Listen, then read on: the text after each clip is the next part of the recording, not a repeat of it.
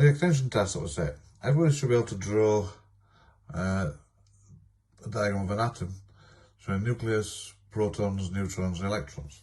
And you should have, normally I use lithium, so you can see, and you've got 4 neutrons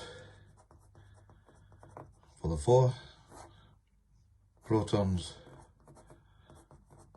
for the 3, they make up the nucleus, and flying around the outside we have electrons. Complete the following table to show the masses and charges of the subatomic particles. Again, this is something you need to be able to remember. Mass of a proton is 1. The charge is positive. Mass of an electron is effectively 0. The charge is negative. If mass of a neutron is 1, the charge is 0. So to take the charge on the nucleus is going to be positive because it's only got protons in it that's got a charge. I explain why atoms are neutral. Number of protons equals number of electrons.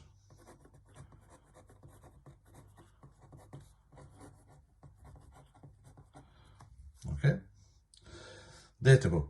You will find plenty of answers in the data book.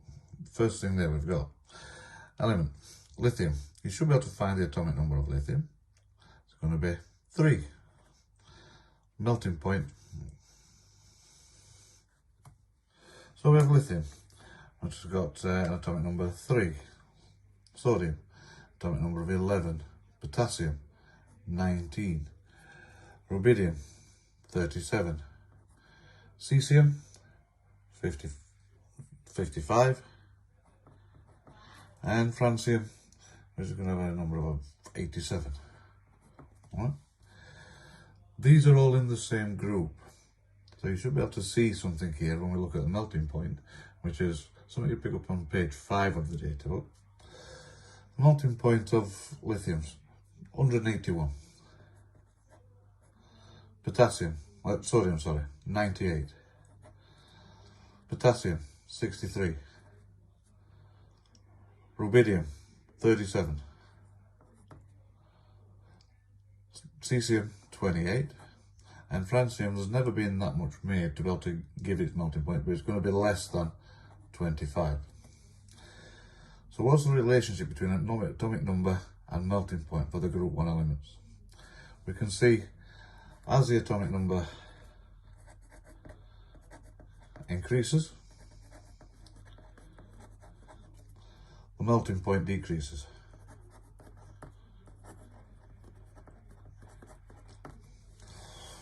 In terms of electron, why do these elements have similar chemical properties? Remember what we looked at when we were looking at, before the lockdown, when we were looking at electron configuration. They all have 1 electron in their outer shell.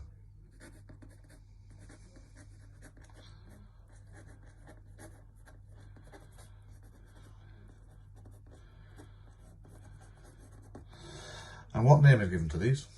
They're known as the alkaline metals.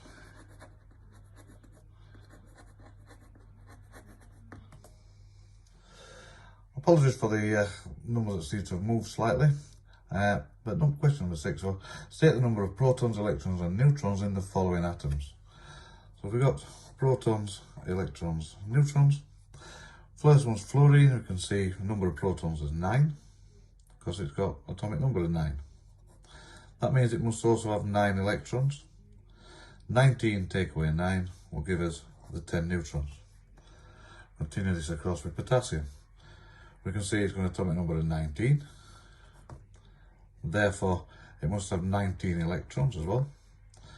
And if we've got an atomic number of 39, then the number of neutrons is 39 minus 19, going to be 20. We can see we've got oxygen, and like I said, the 8's moved across, but we can see the 8 should be there.